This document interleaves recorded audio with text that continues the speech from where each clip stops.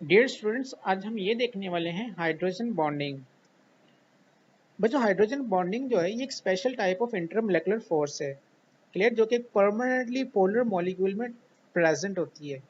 अब intermolecular forces हमने last time discuss किया था, weak force of attraction between form between two molecules is called intermolecular force. तो अब ये वाली जो हाइड्रोजन बॉन्डिंग है ये बच्चों एक special type of intermolecular force है जो कि पोलर मॉलिक्यूल्स में प्रेजेंट होती है। अब पोलर मॉलिक्यूल्स कौन से होते हैं? ऐसे मॉलिक्यूल्स या फिर ऐसे कंपाउंड्स जो कि पोलर कोवलेंट बॉन्ड के फॉर्मेशन के रिजल्ट में बने, तो इनको हम नाम देते हैं पोलर मॉलिक्यूल। जैसे फॉर एग्जांपल वाटर है, H2O, HF है, क्लियर। और बच्चों ये वाली जो बॉन्डिंग है ना, हाइड्रोजन बॉन्डिंग, ये एक यूनिक डाइपोल डाइपोल अट्रैक्शन है, क्लियर। और ये वाली जो फोर्स ऑफ अट्रैक्शन है ये ऐसे मॉलिक्यूल्स में डेवलप होती है जिसमें हाइड्रोजन का एटम जो है वो किसी ऐसे एटम के साथ बॉन्डेड हो जिसका साइज स्मॉल हो, वो हाईली इलेक्ट्रोनेगेटिव हो और उसके पास लोन पेयर ऑफ इलेक्ट्रॉन्स भी हों, क्लियर। जैसे फॉर एग्जांपल नाइट्रोजन है, ऑक्सीजन है, फ्लोरीन है। अभी जितने भी एटम्स हैं बच्चों लिखे हुए, इनका एक तो साइज स्मॉल है, उसके बाद नेक्स्ट इनके पास लोन पेयर ऑफ इलेक्ट्रॉन्स भी हैं और ये हाईली इलेक्ट्रोनेगेटिव भी हैं, क्लियर। और बच्चों इन मॉलिक्यूल्स में जो हाइड्रोजन और दूसरे एटम के दरमियान जो बॉन्ड होगा वो पोलर कोवलेंट बॉन्ड होगा। क्यों? Due to difference of electronegativity. अब आपने ये अभी देखा है कि जो हाइड्रोजन एटम है वो किसी ऐसे एटम के साथ अटैच होगा जो कि हाईली इलेक्ट्रोनेगेटिव होगा। अब वो जो हाईली इलेक्ट्रोनेगेटिव एलिमेंट है वो इस बॉन्ड पेयर को अपनी तरफ अट्रैक्ट करेगा, जिसकी वजह से उसके ऊपर partial positive partial negative charge आ जाएगा और दूसरा automatically partial negative charge attain कर लेगा हाइड्रोजन एटम। अब बच्चों जैसे देखें वाटर के केस में, अब आपको पता है वाटर की जो फॉर्मेशन है उसमें दो हाइड्रोजन होते हैं और एक ऑक्सीजन एटम होता है। अब आपको पता है कि जो ऑक्सीजन है उसके वैलेंस शेल में 6 इलेक्ट्रॉन्स होते हैं, उसमें 2 लोन पेयर होते हैं और 2 अनपेयर होते हैं। और उसने वो वाले जो अनपेयर इलेक्ट्रॉन्स हैं वो 2 हाइड्रोजन के साथ शेयर किए हुए हैं। अब जो इलेक्ट्रोन ऑक्सीजन है इसकी इलेक्ट्रोनेगेटिविटी हाइड्रोजन से ज़्यादा है। बच्चों ऑक्सीजन की इलेक्ट्रोनेगेटिविटी होती है 3.5 और हाइड्रोजन की होती है 2.2। ये हमने लास्ट टाइम भी डिस्कस की हुई है ये चीज़ें। अब चूंकि ऑक्सीजन जो है बीइंग मोर इलेक्ट्रोनेगेटिव, ये ज़्यादा इलेक्ट्रोनेगेटिव है, तो ये इस इलेक्ट्रॉन्स पेयर को जिन्होंने आपस में शेयर किया उसको अपनी तरफ अट्रैक्ट करेगा। जब ये इलेक्ट्रॉन का पेयर अपनी तरफ अट्रैक्ट करेगा तो इसके ऊपर पार्शियल नेगेटिव चार्ज आ जाएगा और हाइड्रोजन पे पार्शियल पॉजिटिव चार्ज आ जाएगा, क्लियर। तो सेम यहाँ पे भी यही कुछ ही है कि इस इलेक्ट्रॉन पेयर को ऑक्सीजन अपनी तरफ अट्रैक्ट करेगा जिस वजह से इसके ऊपर पार्शियल नेगेटिव चार्ज आ जाएगा और इसके ऊपर पार्शियल पॉजिटिव चार्ज आ जाएगा हाइड्रोजन के ऊपर। अब जब वाटर में एक मॉलिक्यूल तो नहीं होता, उसमें मिलियन ऑफ ट्रिलियन मॉलिक्यूल्स होते हैं, क्लियर। अब बच्चों ये वाले जो वाटर मॉलिक्यूल्स होते हैं ये अपने आप को ऐसे एडजस्ट करेंगे कि एक वाटर मॉलिक्यूल का पार्शियल नेगेटिव दूसरे मॉलिक्यूल के पार्शियल पॉजिटिव के सामने आ जाएगा, क्लियर। तो अब बच्चों देखें इस मॉलिक्यूल के पार्शियल नेगेटिव और इस मॉलिक्यूल का ये वाला पार्शियल पॉजिटिव, इन दोनों के दरमियान फोर्स ऑफ अट्रैक्शन डेवलप हो जाती है और इस फोर्स ऑफ अट्रैक्शन को हम नाम देते हैं हाइड्रोजन बॉन्डिंग, क्लियर। तो बच्चों हाइड्रोजन बॉन्डिंग और डायपोल डायपोल इंटरेक्शन में डिफरेंस ये है कि हाइड्रोजन बॉन्डिंग में जो हाइड्रोजन एटम होगा वो किसी ऐसे एटम के साथ अटैच होगा जिसका साइज स्मॉल हो, हाईली इलेक्ट्रोनेगेटिव हो और उसके पास लोन पेयर ऑफ इलेक्ट्रॉन्स भी हों, क्लियर।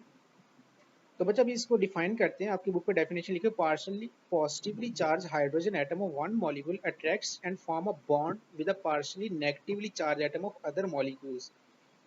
कि एक मॉलिक्यूल का partially positively charge hydrogen, let ये समझ एक मॉलिक्यूल है, इसका ये वाला पार्शियल पॉजिटिवली चार्ज हाइड्रोजन दूसरे मॉलिक्यूल के पार्शियली नेगेटिवली चार्ज एटम को अट्रैक्ट करेगा और अट्रैक्ट करने से इनके दरमियान बॉन्ड बनेगा और उस बॉन्ड को हम नाम क्या दे देंगे? हाइड्रोजन बॉन्डिंग का नाम देंगे, क्लियर।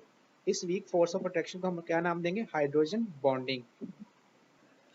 तो बच्चों यहाँ पे ना उसने जो हाइड्रोजन बॉन्डिंग है उसे उसने डॉट से शो किया हुआ है, ब्लू डॉट से, और उसने जो बॉन्ड है ना उसको उसने रेड लाइन से शो किया हुआ है। और ये बॉन्ड और ये इंटरमोलेकुलर फोर्सेस का डिफरेंस हम ऑलरेडी डिस्कस कर चुके हैं।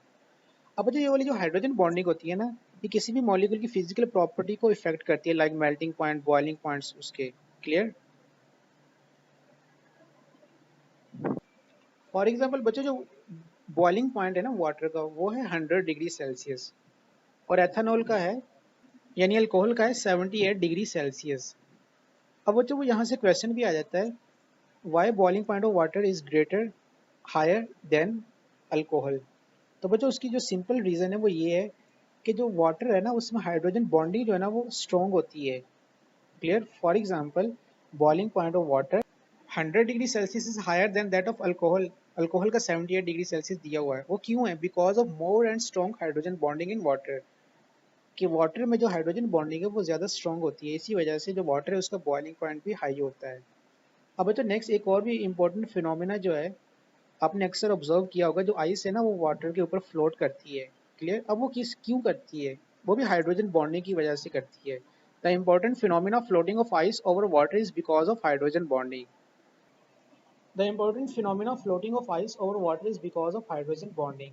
तो बच्चों ये क्वेश्चन भी आया था बोर्ड में, why ice float on water. तो इसका आंसर है the density of ice at 0 degree Celsius is 0.917 gram per centimetre cube. कि जो आइस की जो डेंसिटी है ना 0 डिग्री सेल्सियस पे वो 0.917 ग्राम पर सेंटीमीटर क्यूब है। Is less than that of liquid water at 0 degree Celsius.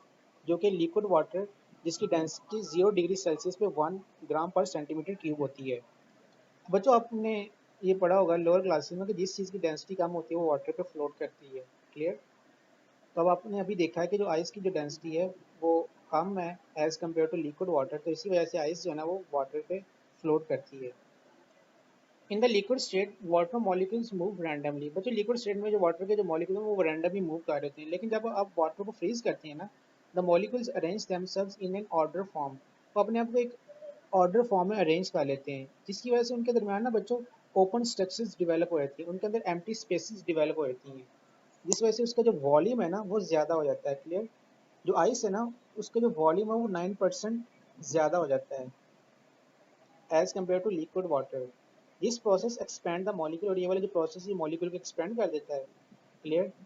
जिसके रिजल्ट में जो आइस है बीइंग लेस डेंस, आइस की डेंसिटी कम होती है एज कम्पेयर टू वाटर, और इसी वजह से जो आइस है वो वाटर के ऊपर फ्लोट करती है।